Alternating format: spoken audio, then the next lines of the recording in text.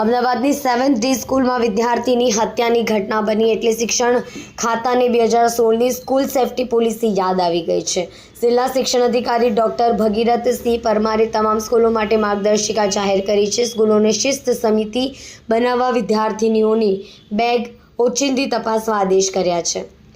Policy અનુસાર દરેક સ્કૂલે શિસ્ત સમિતિ બનાવવાની ફરજિયાત છે, જેમાં પ્રિન્સિપલ, ટીચર અને મોનિટર કે GSની નિમણૂક કરવાની રહેશે।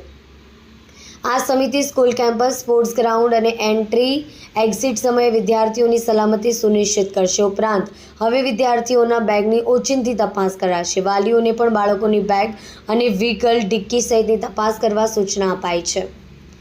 શિક્ષણ અધિકારીએ કહ્યું કે તમામ ટીચિંગ સ્ટાફની નૈતિક ફરજ છે કે તેઓ વિદ્યાર્થીઓને સલામત વાતાવરણ આપે, તેમજ કોઈ પણ ઘટના બને તો તરત જ તેનો રિપોર્ટ ફરજિયાત કચેરીને મોકલવો। અહીં કચેરીના સૂત્રો કહે છે કે અમદાવાદ જેવી ઘટના સુરતમાં ન બને તે માટે વિદ્યાર્થીઓ પર ખાસ નજર રાખવામાં આવે। સ્કૂલમાં તેમની બેગ જ નહીં પરંતુ વ્હીકલની પણ તપાસ કરાશે। દરમિયાન કોઈ પણ તીક્ષ્ણ હથિયાર મળશે તો વિદ્યાર્થીના વાલીને બોલાવી તેની હાજરીમાં કાઉન્સેલિંગ કરાશે। ત્યારબાદ પણ વિદ્યાર્થી ન સુધરે તો તેને સસ્પેન્ડ કે ડિસમિસ સુધીની કાર્યવાહી સ્કૂલોને કરવા મૌખિક સૂચના અપાઈ છે। શહેરની તમામ સ્કૂલોમાં પ્રિન્સિપલ, ટીચર અને મોનિટર કે GSની શિસ્ત સમિતિ બનાવવી પડશે। સમિતિના સભ્યોએ સ્કૂલના કેમ્પસ અને સ્પોર્ટ્સ ગ્રાઉન્ડમાં વિદ્યાર્થીઓની સલામતી સુનિશ્ચિત કરવાની રહેશે। વિદ્યાર્થીઓની બેગ અને વ્હીકલની ઓચિંતી તપાસ કરવી પડશે। શિક્ષક ગેરહાજર હોય ત્યારે વિદ્યાર્થીઓને અન્ય વિદ્યાર્થીઓ સાથે અભ્યાસ કે કોઈ સકારાત્મક પ્રવૃત્તિઓમાં જોડવા પડશે, જેથી બાળકના વિચારો ખીલે। તીક્ષ્ણ હથિયાર મળે તો વાલીને હાજરીમાં કાઉન્સેલિંગ કરવું। કાઉન્સેલિંગ પછી પણ ન સુધરે તો સસ્પેન્ડથી ડિસમિસ સુધીની કાર્યવાહી। કોઈ પણ અસામાન્ય ઘટના થયા બાદ તરત જ સ્કૂલ કચેરીને રિપોર્ટ મોકલવો। વિદ્યાર્થીઓને સલામત અને અભ્યાસ કરવા યોગ્ય વાતાવરણ આપવું।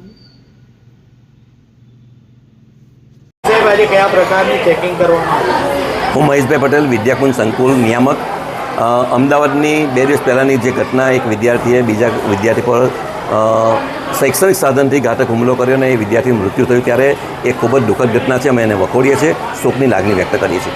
સમગ્ર શિક્ષા જગત અત્યારે ખૂબ ચિંતામાં છે અને આનાથી ખૂબ દુઃખી છે। ત્યારે જિલ્લા શિક્ષણ અધિકારી તરફથી જે આદેશ આપવામાં આવ્યા છે કે વિદ્યાર્થીની બેગ ચેક કરવી અને શિસ્ત સમિતિની રચના કરવી, ત્યારે આજે અમે દરેક વિદ્યાર્થીઓની બેગ ચેક કરી છે। વિદ્યાર્થીઓ સામાન્ય રીતે પોતાના શૈક્ષણિક સાધનો જેવી કે ફૂટપટ્ટી છે, પરિકર છે, કંપાસના સાધનો અન્ય છે, એ જરૂરી હોય છે ગણિત વિજ્ઞાન માટે અને લઈને આવતા હોય ત્યારે એનો ખોટો ઉપયોગ ના કરે। આજકાલ વિદ્યાર્થીઓમાં ગુસ્સો વધી રહ્યો છે। પોતાના સાથી મિત્રો સાથે સહેજ પણ કંઈ અણબનાવ થાય અથવા તો કંઈક એનાથી હાથ પણ લાગી જાય ત્યારે વિદ્યાર્થી ગુસ્સે થઈ જાય છે અને એને બદલાની ભાવનાથી એની સાથે જુએ છે અને એની પર બદલો લેવાનો પ્રયત્ન કરે છે। ત્યારે આવા જો સાધનો એનો ઉપયોગ ખોટી રીતે ન કરે એ માટે અમે વિદ્યાર્થીઓને સમજાવી રહ્યા છીએ કે તમારો ગુસ્સો એને કંટ્રોલ કરો।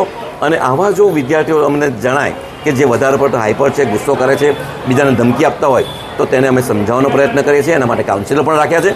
એના પેરેન્ટ્સને બોલાવીને વિદ્યાર્થી સાથે એનું કાઉન્સિલિંગ કરીએ છીએ અને આગામી સમયમાં હવે સાવચેત વધારે રહેવાની જરૂર છે, કારણ કે આવા કિસ્સાઓ માત્ર એ અમદાવાદની 7th Dમાં નથી બન્યા। હું ચોક્કસપણે કહું છું કે નાના મોટા ધમકીઓ દરેક સ્કૂલમાં વિદ્યાર્થીઓ બીજા વિદ્યાર્થીને આપતા હોય છે અને એ ધમકી વખતે જો આવું હથિયાર એ વિદ્યાર્થીના હાથમાં આવી જાય તો અમદાવાદ જેવી ઘટના બીજી વાર બનતા સહેજ પણ કોઈ રોકી શકે નહીં। એટલે હવે સાવચેત રહેવાની જરૂર છે। વાલી મિત્રોએ પણ ખૂબ સાવચેત રહેવાની જરૂર છે। પોતાના બાળકના દફતરમાં જે કંઈક સાધનો છે એ શૈક્ષણિક હોય અને એનો ઉપયોગ પણ સદુપયોગ કરે એવો ખાસ પ્રયત્ન કરવો જોઈએ, એ સમજણ કેળવવી જોઈએ।